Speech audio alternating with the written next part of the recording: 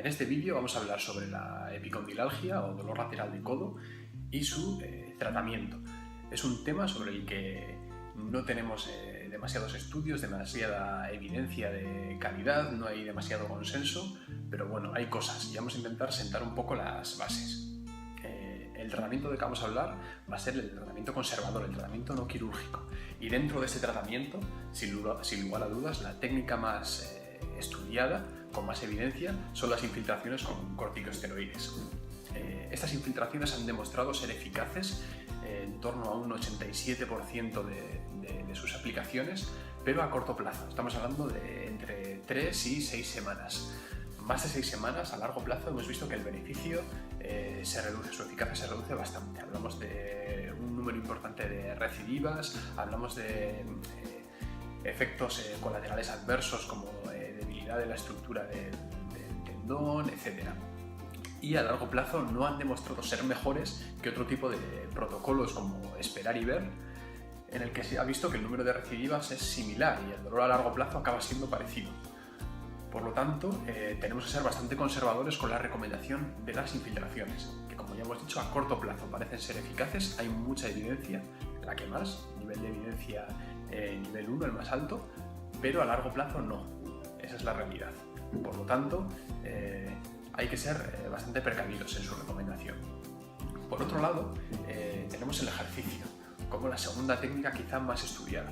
La peculiaridad que tiene el ejercicio en las epicondilalgias o en el codo de tenista es que, a diferencia de, por ejemplo, la extremidad inferior, en la que se suele recomendar el ejercicio excéntrico para la regeneración del tendón, en la epicondilalgia parece que el ejercicio concéntrico es igual o incluso más efectivo que el ejercicio excéntrico.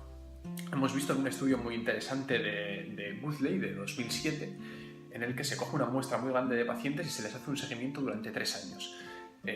A un grupo de pacientes se les aplica un tratamiento mediante ultrasonidos y a otro grupo se les aplica un tratamiento mediante ejercicio.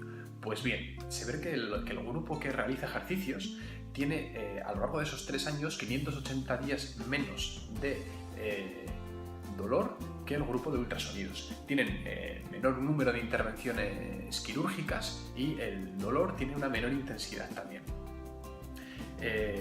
Por lo tanto, se ve que el ejercicio es realmente eficaz. También se ve que el ejercicio supervisado o estudios en los que los pacientes han sido supervisados por un fisioterapeuta 1 o 2 veces a la semana se muestran más eficaces que prescribir ejercicio domiciliario, que el paciente lo haga por su cuenta en casa.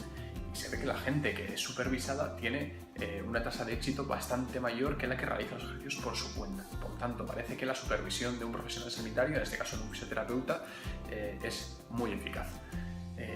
Más tratamientos que se utilizan, como el láser, el ultrasonido, las ondas de choque, tratamientos pasivos. No hay demasiada evidencia al respecto y la que hay no es de calidad. Probablemente porque las dosis o los protocolos que se usan en la aplicación de estas terapias difieren bastante unos con otros y como no hay un consenso no se han llegado a hacer estudios de calidad que puedan decir si son o no eficaces.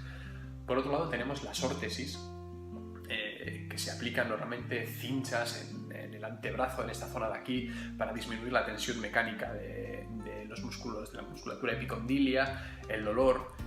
Pues bien, tampoco hay estudios de calidad, tampoco sabemos si realmente funciona, por lo tanto no podemos decir ni que sí ni que no, un poco pues según las sensaciones o que nos refiera el paciente, pero en un principio no hay estudios de calidad. Otro tratamiento que se utiliza mucho es el masaje transverso profundo, ese que todos conocemos de Ciria, el masaje de fricción transversa. Tampoco hay estudios de calidad, tampoco hay evidencia clara al respecto y tampoco podemos decir que funcione.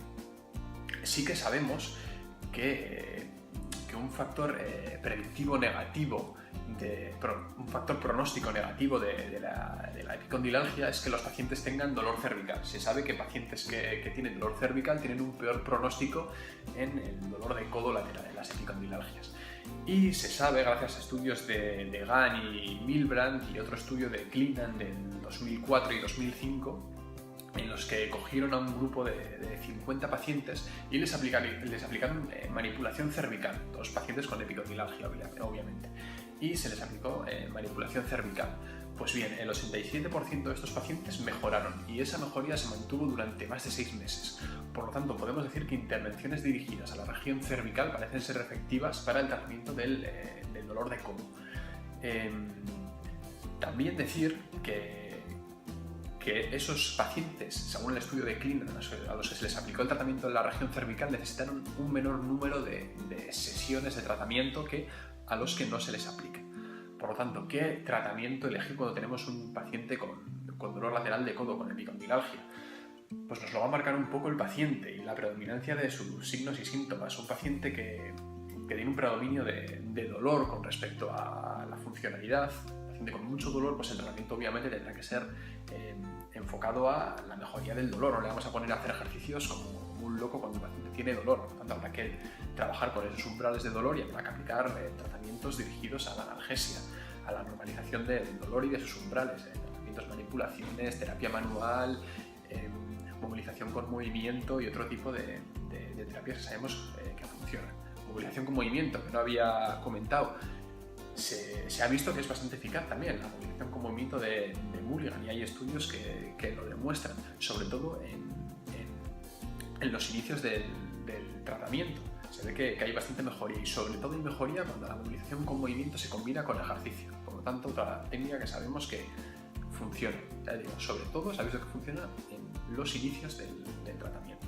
Como veníamos diciendo, pacientes con mucho dolor, pues tratamientos dirigidos a la analgesia, y pacientes quizá con una mayor afectación de un déficit de fuerza, con la afectación de la funcionalidad, por ejemplo tendinopatías de larga duración en la que no hay tanto dolor pero sí que hay una impotencia funcional, una pérdida de fuerza, etc. Pues en estos pacientes el ejercicio desde luego va a ser nuestro mejor aliado, el tratamiento que debemos de elegir.